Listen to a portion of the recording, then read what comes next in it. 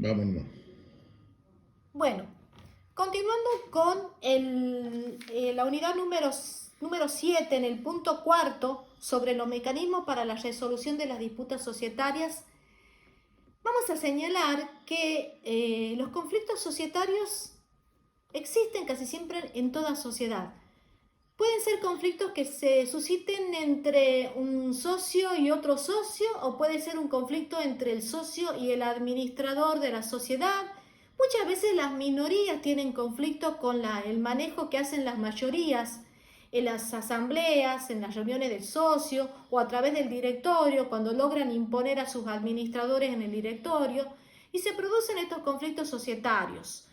Son societarios porque son conflictos internos, es decir, que hacen a la estructura interna de la sociedad. No hablamos de un conflicto entre el administrador y el representante y un tercero. Por ejemplo, quien vendió algo a la sociedad, quien le suministró mercaderías a la sociedad. Ni tampoco hablamos de un conflicto, por ejemplo, de un trabajador de esa sociedad que también es un tercero para esa sociedad, sino conflictos entre los socios, entre ellos o entre un socio y la sociedad, o por ejemplo del administrador.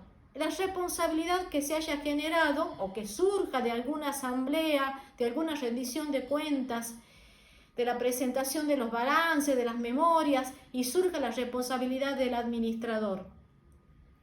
De allí podemos hablar de conflicto societario, cuando frente a una cuestión concreta el otro socio la niega, cuando frente a acciones u omisiones que implican irregularidad en el manejo de la administración, el administrador se opone y lo niega en asamblea de socios o en reunión de socios. Ahí tenemos un conflicto societario. Bien, diremos que cuando hay algún conflicto societario, hay distintas maneras de arreglar, por así decirlo, o de solucionar este conflicto societario. Una de ellas es a través de la justicia.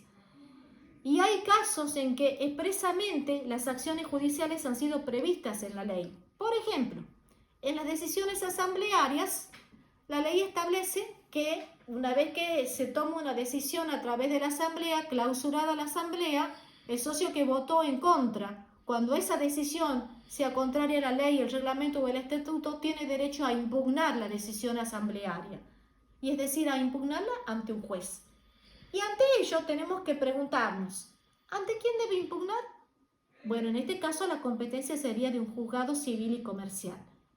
Otra pregunta que podríamos decir es ¿qué procedimiento se debe aplicar? O si la Ley General de Sociedades establece algo.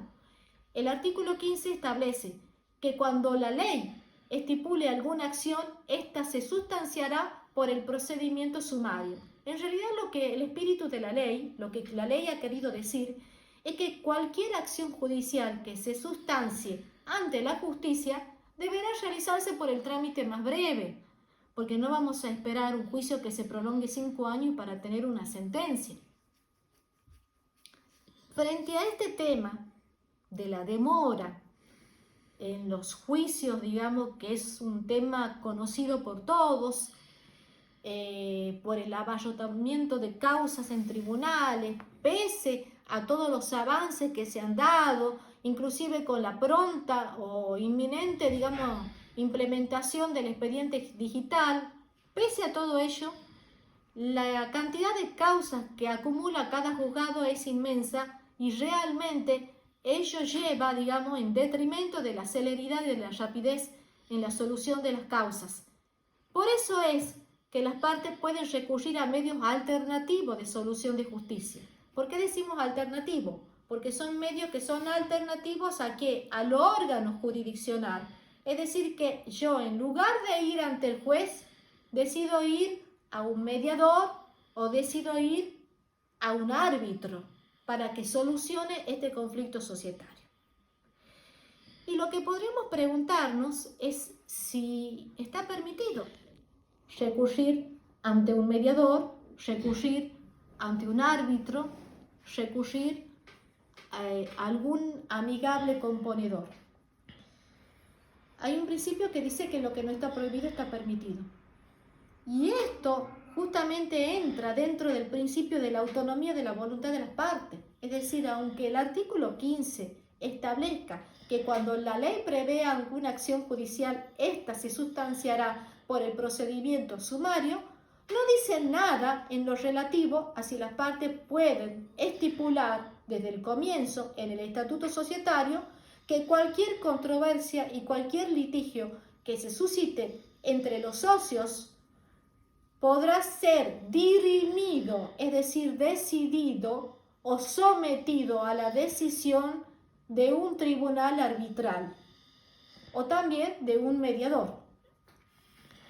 En realidad, la mediación sí está prevista como una instancia previa a nivel, digamos, de órgano jurisdiccional. Cuando uno entabla una demanda y esta demanda es de contenido patrimonial o es de o tiene algún contenido que no hace o no roza el interés público, en este caso sería así porque es una demanda de los intereses contrapuestos entre socios, entonces entraría perfectamente dentro de lo que es la mediación obligatoria. Ley 7.844, ley provincial que instituye la mediación obligatoria para la iniciación de todo juicio. Todo juicio en los cuales no esté de por medio cuestiones de orden público, deberán, antes de iniciarse, deberán acreditarse que se ha recurrido a la instancia de la mediación. ¿Y qué es la mediación? La mediación es un medio alternativo de solución de conflicto en donde existe un tercero, que es el mediador, que se encuentra equidistante, es decir, es una persona que está equidistante entre las dos partes, quien demanda y quien contesta o es demandado. Es decir, el mediador actúa en un nivel, digamos, de horizontalidad. Y las características del proceso de mediación es que este tercero, el mediador, no va a decidir la cuestión, pero sí va a tratar de acercar a las partes, que las partes lleguen a un acuerdo. En ese sentido, el procedimiento de mediación es un procedimiento muy flexible, es un procedimiento estrictamente confidencial y en donde, además de ser confidencial, es un procedimiento que no es estructurado, sino que más bien es flexible en el sentido de que el mediador puede tomar contacto a una de las partes, llamar a una de las partes a una audiencia previa, llamar a la otra otro día y en una tercera entrevista tener la entrevista con las dos partes para tratar de acercar las posiciones de ambos. Pero lo que quiero que quede claro es que el mediador está en una posición horizontal. El mediador no decide. El mediador lo que hace es tratar de acercar a las partes para que las partes lleguen a un acuerdo. Una vez que las partes llegan a un acuerdo, ese acuerdo se eleva ante el juez para que el juez lo homologue, es decir, para que el juez lo apruebe y en ese sentido, ese acuerdo, ese contrato al que llegaron las partes, ya va a tener los efectos de una sentencia y va a tener los efectos de la cosa juzgada de una sentencia, susceptible de ser cumplida por vía compulsiva. Bien, otro medio alternativo de solución de conflictos es el arbitraje.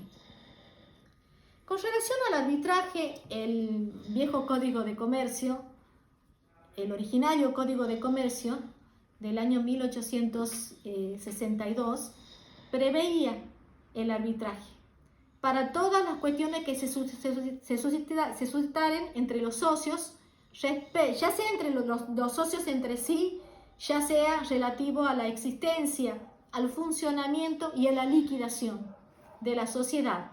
Si había algún conflicto que surgiera entre los socios, ya sea por el aporte, ya sea por la liquidación, por la cuota de liquidación que le correspondía, ya sea en el funcionamiento de la sociedad, debía solucionarse por un tribunal arbitral. Y eso lo preveía el viejo Código de Comercio. Ocurre que cuando se dicta en 1972 la ley 19.550, deroga ese artículo y estipula en el artículo 15 que toda cuestión por la cual en la ley se prevea una acción judicial se tramitará por el procedimiento sumario y deroga por completo cualquier referencia al arbitraje. No dice nada sobre el arbitraje. Eso dio lugar en distintos congresos a tratar de reformar el artículo 15 y tratar de establecer que las cuestiones relativas a los socios, los conflictos societarios, intrasocietarios, puedan resolverse mediante una cláusula compromisoria puesta, es decir, obviamente no se puede obligar a los socios a ir ante un tribunal arbitral, pero si los socios de común acuerdo lo quieren, pueden dejarlo así, establecido, estipulado en el estatuto societario. De tal manera que esa fue objeto de diferentes congresos societarios sobre la posibilidad o no de que el artículo 15 sea complementado, a tal punto que hubo un anteproyecto de reforma al artículo 15 en el cual se había agregado al artículo 15 esta disposición. En ningún caso queda sujeto a procedimientos previos alternativos de solución de conflictos. Esto fue una propuesta por parte del Ejecutivo de agregar al artículo 15, pero para dejar en claro que ninguna acción judicial quedaba sujeta a previos procedimientos alternativos de solución de conflicto, con lo cual se quería cortar todavía todo camino, digamos, hacia el arbitraje o cualquier otro medio alternativo de solución de conflicto. Ello dio lugar a múltiples ponencias sobre el tema y en general la mayoría fueron, digamos, acordes al propiciar, digamos, la instalación del arbitraje en materia de los conflictos societarios. Primero que nada tengo que decir que, vuelvo a reiterar que el arbitraje no está previsto en la Ley General de Sociedades, pero no hay ningún problema que por el principio de autonomía de la voluntad los socios decidan mediante una cláusula compromisoria, cuando redactan el estatuto societario, establecer que toda cuestión, toda controversia de los socios puede ser decidida o dirimida ante un tribunal arbitral. Con eso ya esa cláusula compromisoria es ley para la parte, porque ha sido establecida así por aplicación del principio de la autonomía de la voluntad. Tengo que decir asimismo que el arbitraje, para definirlo, el arbitraje, Carnelutti, en el arbitraje hay un tercero que dirime o decide la cuestión, a diferencia de la mediación. En la mediación el tercero está allí escuchando a las partes, mediando, es decir, escuchando a una, escuchando a la otra, tratando de acercar posiciones para que las mismas partes hagan el acuerdo. En el arbitraje es un tercero, el árbitro, quien va a decidir. Es como si fuera un juez, nada más que no tiene la potestad jurisdiccional, el imperium que tiene un juez. No lo tiene, no tiene la autoridad de un juez, pero sí cumple el rol de juez, a tal punto que Carnelutti, por ejemplo, cuando habla de arbitraje, Carnelutti dice que es un equivalente jurisdiccional. Prieto Castro, por ejemplo, habla que es un procedimiento parajudicial. Colombo dice que es un sustituto de jurisdicción. Vean que en todas estas definiciones que apuntan a la naturaleza jurídica del arbitraje, siempre se habla como de alguien que reemplaza la jurisdicción. Porque el árbitro, en definitiva, lo que va a hacer es recibir una demanda, correr traslado de esa demanda a la otra parte, abrir un periodo a prueba de todas las cuestiones que se hayan puesto sobre la mesa y luego dictar un laudo. Es decir, no dicta una sentencia, dicta un laudo. Ese laudo en principio es irrecurrible y solamente susceptible de un recurso que es de nulidad y que debe interponerse ante el tribunal de apelación del juez al que hubiera correspondido esa demanda judicial. Eso ocurre así porque así está previsto en la mayoría de los procedimientos que han establecido los tribunales arbitrales de carácter institucional. Veamos. Sabemos entonces que es un árbitro, una persona que va a dirimir un conflicto y que es un tercero. Hay distintos tipos de árbitros. Tenemos el árbitro que es de derecho, en donde esa persona tiene que ser un abogado porque tiene que resolver conforme a derecho y determinar un laudo, es decir, de alguna manera su la solución al conflicto, pero fundamentada en el derecho. Y tenemos el otro tipo de arbitraje, que es un arbitraje de amigables componedores, en donde se establece que los árbitros son personas simplemente capaces. El único requisito que se les requiere es la capacidad para contratar. Y son personas que van a resolver un conflicto según su buen saber y entender. Es decir, con la regla de la sana crítica nada más. Según su saber y entender, no basándolo en ninguna norma de derecho.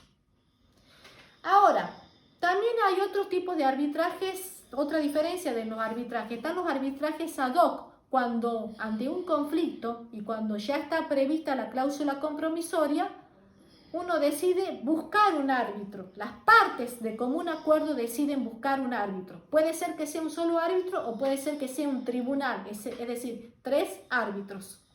Un árbitro designado por una de las partes, otro árbitro designado por otra y un tercero puede ser por un sorteo público. Pero es también posible que recurran a un tribunal institucional, es decir, hay algunas instituciones que tienen arbitraje. Y así me voy a referir, por ejemplo, a los tribunales de arbitraje de la Bolsa de Comercio de Buenos Aires, al Tribunal de Arbitraje de la Bolsa de Comercio de Rosario, al Tribunal de Arbitraje de la Bolsa de Comercio de Santa Fe, el Tribunal de la Cámara Arbitral de Cereales, el Tribunal de la Cámara Argentina de Comercio. Vemos que todas estas instituciones tienen tribunales reglamentados y permanentes. Es decir, ahí no va a designar una persona un árbitro, sino que es un tribunal permanente determinado por la misma institución, designado por la misma institución. Y ya es muy importante, este tribunal de arbitraje institucionalizado tiene una gran importancia porque tienen árbitros que tienen idoneidad, que tienen conocimiento de la materia especial sobre la cual van a dictaminar o van a emitir el laudo. Por eso, siempre es recomendable un tribunal arbitral que sea de carácter institucional. Lo que ocurre es que recurrir a este tipo de arbitraje lleva un determinado costo, es decir, un determinado gasto que no lo es en un tribunal ad hoc, por ejemplo, o en un arbitraje ad hoc. Esa es la diferencia entre uno y otro. Bueno, en definitiva, podemos decir que con relación al arbitraje no está determinado en el artículo 15, pero sí tengo que hablar del decreto 677/01. Reitero, decreto 677/01 sobre transparencia de la oferta pública, que fue reglamentario de la ley 25.414. Este decreto, en el artículo 38, establece el arbitraje obligatorio para justamente las sociedades anónimas que cotizan sus acciones en bolsa. Y lo extraño, de este decreto es que de alguna manera contradice lo que establece el artículo 15 de la Ley General de Sociedades. Por eso ha sido tachado de inconstitucional. Espero que ustedes encuentren este artículo, que lo lean y que además también, si es posible, voy a tratar de subir algún comentario sobre la inconstitucionalidad de este decreto, porque se ha considerado que vulnera la garantía de los jueces naturales establecida por el artículo 18 de la Constitución Nacional.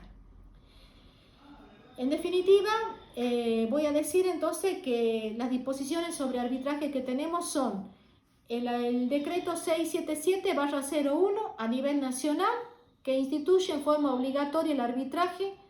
¿Para qué sociedades? Para las sociedades anónimas abiertas, aquellas que cotizan sus acciones en bolsa y que ha sido seriamente cuestionado.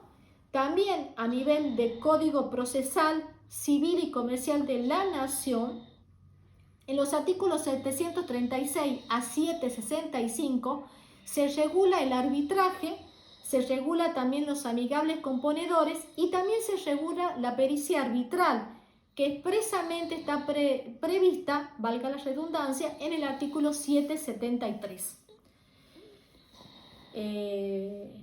Para concluir, considero que el arbitraje sí es un medio idóneo y eficaz para que se solucionen en forma rápida y con especialidad, es decir, con conocimientos especiales en la materia, que se recurra a un arbitraje institucionalizado y que se establezca esta cláusula compromisoria de entrada en el estatuto societario, para que los socios no tengan que perder tiempo con demandas judiciales que van a demorar muchísimo en tribunales, y además que en definitiva hay muchas veces que se rechazan esas demandas porque no se cumplen requisitos, por ejemplo el requisito de agotar las vías internas, de cómo acreditar que se agotaron las vías internas.